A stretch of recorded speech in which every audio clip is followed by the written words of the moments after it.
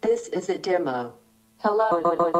Hola, te doy la bienvenida. Bienvenue. Yokoso. I welcome you. Estás a punto de acceder a una recopilación de documentos confidenciales. You are about to access a collection of confidential documents. Menschliches Verhalten. A través de estos archivos, podrás ser testigo de cómo era el comportamiento humano en el viejo mundo. You will be able to witness what human behavior was like in the old world. Make yourself comfortable. Y prepárate para disfrutar. Bienvenido a Human Biotech, el podcast. Después de la humanidad. A mediados del siglo XIV, entre 1346 y 1347, estalló la mayor epidemia de peste de la historia de Europa, tan solo comparable con la que asoló el continente en tiempos del emperador Justiniano. Desde entonces la peste negra se convirtió en una inseparable compañera de viaje de la población europea, hasta su último brote a principios del siglo XVIII. Mi nombre es Ivy, y te doy la bienvenida a un nuevo podcast de Human Biotech. Hoy hablaremos de la peste negra.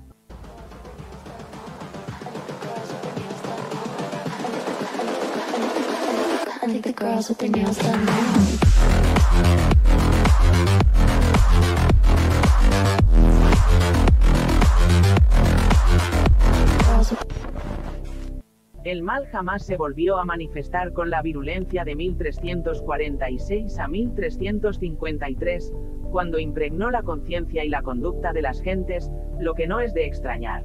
Por entonces había otras enfermedades endémicas que azotaban constantemente a la población, como la disentería, la gripe, el sarampión y la lepra, la más temida.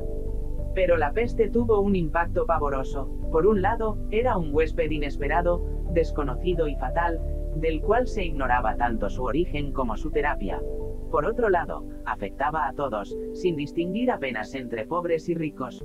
Quizá por esto último, porque afectaba a los mendigos, pero no se detenía ante los reyes, tuvo tanto eco en las fuentes escritas, en las que encontramos descripciones tan exageradas como apocalípticas. Sobre el origen de las enfermedades contagiosas circulaban en la Edad Media explicaciones muy diversas. Algunas, heredadas de la medicina clásica griega, atribuían el mal a los miasmas, es decir, a la corrupción del aire provocada por la emanación de materia orgánica en descomposición, la cual se transmitía al cuerpo humano a través de la respiración o por contacto con la piel. Hubo quienes imaginaron que la peste podía tener un origen astrológico, ya fuese la conjunción de determinados planetas, los eclipses o bien el paso de cometas o bien geológico, como producto de erupciones volcánicas y movimientos sísmicos que liberaban gases y efluvios tóxicos. Todos estos hechos se consideraban fenómenos sobrenaturales achacables a la cólera divina por los pecados de la humanidad. Únicamente en el siglo XIX se superó la idea de un origen sobrenatural de la peste.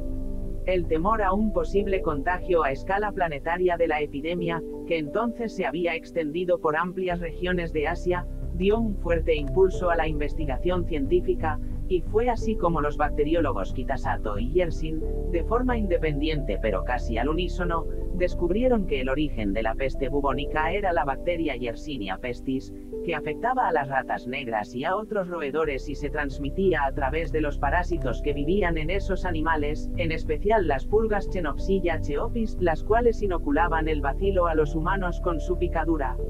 Se trataba, pues, de una zoonosis, es decir, de una enfermedad que pasa de los animales a los seres humanos. El contagio era fácil porque ratas y humanos estaban presentes en graneros, molinos y casas, lugares en donde se almacenaba o se transformaba el grano del que se alimentan estos roedores, circulaban por los mismos caminos y se trasladaban con los mismos medios, como los barcos. La peste bubónica quedaba así establecida como una enfermedad de origen bacteriano, que se manifestaba en las ingles, axilas o cuello, con la inflamación de alguno de los nódulos del sistema linfático acompañada de supuraciones y fiebres altas que provocaban en los enfermos escalofríos, rampas y delirio.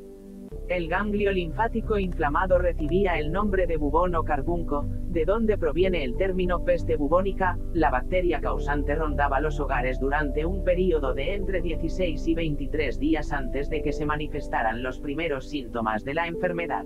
Transcurrían entre 3 y 5 días más hasta que se produjeran las primeras muertes, y tal vez una semana más hasta que la población no adquiría conciencia plena del problema en toda su dimensión. La forma de la enfermedad más corriente era la peste bubónica primaria, pero había otras variantes, la peste septicémica, en la cual el contagio pasaba a la sangre, lo que se manifestaba en forma de visibles manchas oscuras en la piel, de ahí el nombre de muerte negra que recibió la epidemia, y la peste neumónica, que afectaba el aparato respiratorio y provocaba una tos expectorante que podía dar lugar al contagio a través del aire. La peste septicémica y la neumónica no dejaban supervivientes. Origen y propagación. La peste negra de mediados del siglo XIV se extendió rápidamente por las regiones de la cuenca mediterránea y el resto de Europa en pocos años. El punto de partida se situó en la ciudad comercial de Cafa, actual Feodosia, en la península de Crimea, a orillas del Mar Negro. En 1346, Cafa estaba asediada por el ejército mongol, en cuyas filas se manifestó la enfermedad. Se dijo que fueron los mongoles quienes extendieron el contagio a los sitiados arrojando sus muertos mediante catapultas al interior de los muros, pero es más probable que la bacteria penetrara a través de ratas infectadas con las pulgas acuestas. En todo caso, cuando tuvieron conocimiento de la epidemia, los mercaderes genoveses que mantenían allí una colonia comercial huyeron desfavoridos, llevando consigo los bacilos hacia los puntos de destino, en Italia, desde donde se difundió por el resto del continente. Una de las grandes cuestiones que se plantean es la velocidad de propagación de la peste negra. Algunos historiadores proponen que la modalidad mayoritaria fue la peste neumónica o pulmonar, y que su transmisión a través del aire hizo que el contagio fuera muy rápido. Sin embargo, cuando se afectaban los pulmones y la sangre, la muerte se producía de forma segura y en un plazo de horas, de un día como máximo, y a menudo antes de que se desarrollara la tos expectorante, que era el vehículo de transmisión. Por tanto, dada la rápida muerte de los portadores de la enfermedad, el contagio por esta vía solo podía producirse en un tiempo muy breve, y su expansión sería más lenta. Los indicios sugieren que la plaga fue, ante todo, de peste bubónica primaria. La transmisión se produjo a través de barcos y personas que transportaban los fatídicos agentes, las ratas y las pulgas infectadas, entre las mercancías o en sus propios cuerpos, y de este modo propagaban la peste, sin darse cuenta, allí donde llegaban. Las grandes ciudades comerciales eran los principales focos de recepción. Desde ellas, la plaga se transmitía a los burgos y las villas cercanas, que, a su vez, irradiaban el mal hacia otros núcleos de población próximos y hacia el campo circundante. Al mismo tiempo, desde las grandes ciudades la epidemia se proyectaba hacia otros centros mercantiles y manufactureros situados a gran distancia en lo que se conoce como saltos metastásicos, por los que la peste se propagaba a través de las rutas marítimas, fluviales y terrestres del comercio internacional, así como por los caminos de peregrinación. Estas ciudades, a su vez, se convertían en nuevos epicentros de propagación a escala regional e internacional. La propagación por vía marítima podía alcanzar unos 40 kilómetros diarios, mientras que por vía terrestre oscilaba entre 0,5 y 2 kilómetros, con tendencia a aminorar la marcha en estaciones más frías o latitudes con temperaturas e índices de humedad más bajos. Ello explica que muy pocas regiones se libraran de la plaga, tal vez, solo Islandia y Finlandia.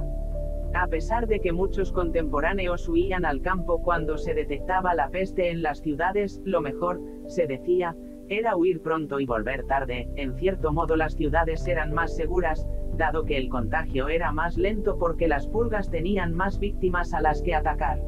En efecto, se ha constatado que la progresión de las enfermedades infecciosas es más lenta cuanto mayor es la densidad de población, y que la fuga contribuía a propagar el mal sin apenas dejar zonas a salvo, y el campo no escapó de las garras de la epidemia. En cuanto al número de muertes causadas por la peste negra, los estudios recientes arrojan cifras espeluznantes. El índice de mortalidad pudo alcanzar el 60% en el conjunto de Europa, ya como consecuencia directa de la infección. ya por los efectos indirectos de la desorganización social provocada por la enfermedad, desde las muertes por hambre hasta el fallecimiento de niños y ancianos por abandono o falta de cuidados. La península ibérica, por ejemplo, pudo haber pasado de 6 millones de habitantes a 2 o bien 2,5, con lo que habría perecido entre el 60 y el 65% de la población. Se ha calculado que esta fue la mortalidad en Navarra, mientras que en Cataluña se situó entre el 50 y el 70%. Más allá de los Pirineos, los datos abundan en la idea de una catástrofe demográfica. En Perpiñán fallecieron del 58 al 68% de notarios y jurisperitos, tasas parecidas afectaron al clero de Inglaterra.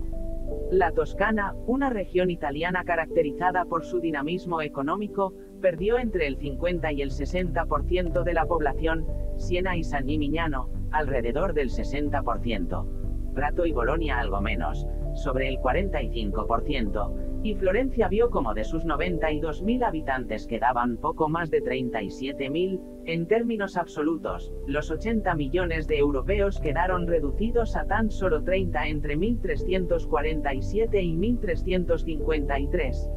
Los brotes posteriores de la epidemia cortaron de raíz la recuperación demográfica de Europa, que no se consolidó hasta casi una centuria más tarde, a mediados del siglo XV. Para entonces eran perceptibles los efectos indirectos de aquella catástrofe. Durante los decenios que siguieron a la gran epidemia de 1347 a 1353 se produjo un notorio incremento de los salarios, a causa de la escasez de trabajadores. Hubo, también, una fuerte emigración del campo a las ciudades, que recuperaron su dinamismo. En el campo, un parte de los campesinos pobres pudieron acceder a tierras abandonadas, por lo que creció el número de campesinos con propiedades medianas, lo que dio un nuevo impulso a la economía rural. Así, algunos autores sostienen que la mortandad provocada por la peste pudo haber acelerado el arranque del Renacimiento y el inicio de la modernización de Europa. Tal vez la nueva pandemia que estamos atravesando traiga consigo un nuevo inicio de la modernización humana. ¿O tú qué piensas? Deja tu comentario para saber qué opinas.